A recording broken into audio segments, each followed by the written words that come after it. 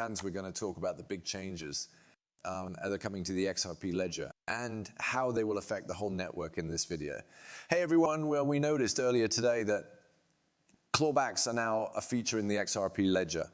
In this video, we'll talk about clawbacks and an interesting topic about the automated market maker. Ladies and gentlemen, I think the automated market maker will pass in the next 2 weeks based on the information I got this morning. I will show you exactly what is going on with the video. Make sure you watch the whole thing.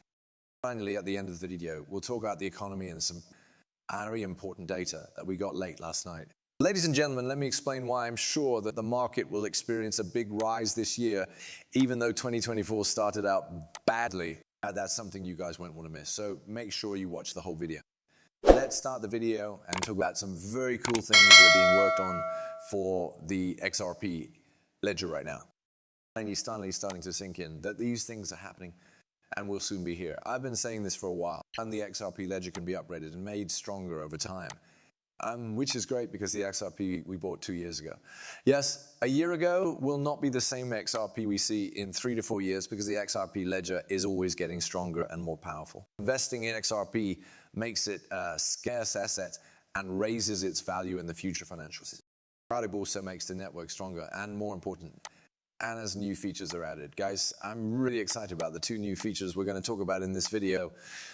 But first, I want to talk about clawbacks, a feature that was just approved today. I wanted to make it clear right away that this feature won't actually go live until February, as long as the network's voting consensus stays above 80 for those 2 weeks. Since we just broke the barrier early today, there will be clawbacks on the XRP ledger if we stay above 80 by February 8th, the end of the 2-week term. Clawbacks will be very important to the platform because they will let businesses put assets on the XRP ledger and then get them back when regulators ask them to. People are aware that banks have to follow strict rules, which has made it harder for them to use blockchain technology effectively. And so, if a bank makes a token on a blockchain and that token is used to pay for illegal activity, the bank will be in big trouble. The bank won't be able to say sorry to the regulator or explain that on the blockchain, transactions can't be undone, and the situation is too big for them to handle. The government would destroy that bank completely. Because of this, blockchain technology needs to come up with a way for these financial institutions to do business in a way that regulators are happy with. So the XRP ledger has blood clawbacks that let governments, organizations or banks put tokens on the ledger and then get them back when they're needed. Guys, remember that this feature will only work with certain assets that have already been issued. The clawback feature will never work with XRP or tokens that don't have it turned on. Institutions will have the option to turn it on if they want to. And this is very interesting to me.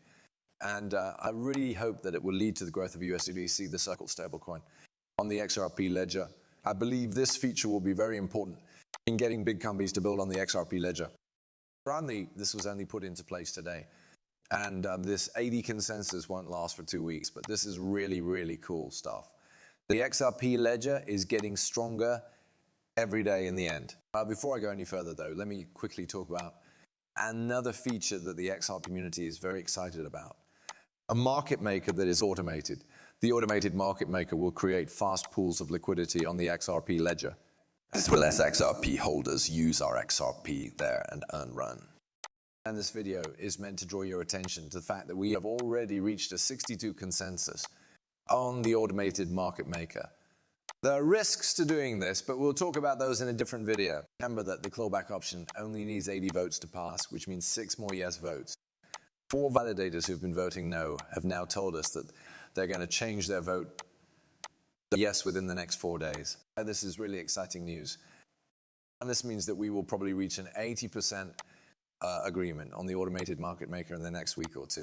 This means that in February, both the automated market maker and clawbacks will likely be up and running. Very, very, very interesting content. I can't wait for everything to happen. I think that the XRP ledger is making progress at a speed that has never been seen before. This will only make the XRP that I own stronger. Before I do that, let me quickly show you this amazing video that Metal Hammer made. Even though this video is pretty long, guys, watch it all the way through. No, I'm not even going to try to explain what they are talking about here. I think this is something we should all know about. And I think Metal Hammer is great for taking the time to do this. Take note of this. What's going on here is really silly. What took place with the NIFS in New York after Judge Torres said that XRP is not a security in and of itself. And Jay, after less than 2 months, the New York Department of Financial Services put out an update to its green list. I've already praised the New York Department of Financial Services for having a green list, which the SEC does not have. My son did you on exchange and can give these tokens to people in New York. This green list means you are good to go, as before. It makes sense.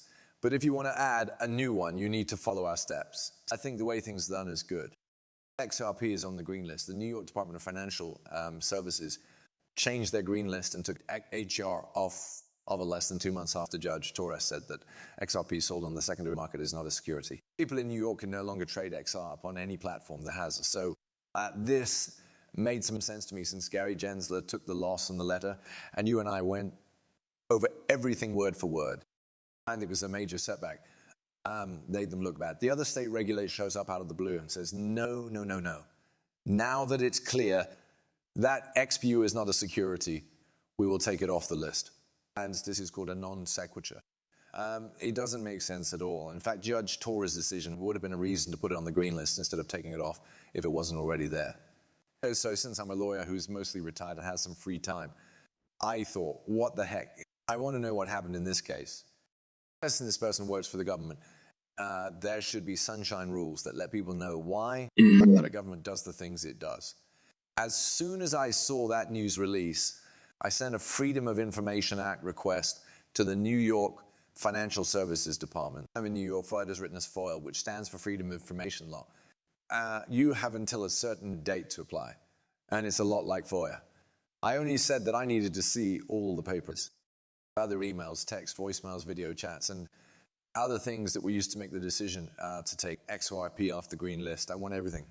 Also, the second thing I'd like to see is any correspondence you have had with any level of government about your decision to take XRP off of their lists.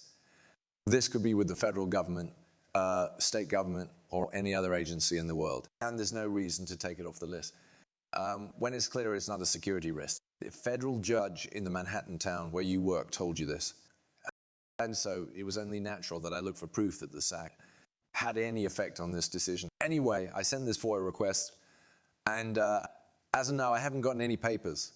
They were able to push back their own deadline because they had already missed 2 others. The deadline for the next one is January 31. Which is the last day of this month. Because of this, I hired a lawyer with experience with Freedom of Information Act issues, even though I'm a licensed attorney in New York. I won't let go because these strange things were done in this case. There might be a way to make this make sense.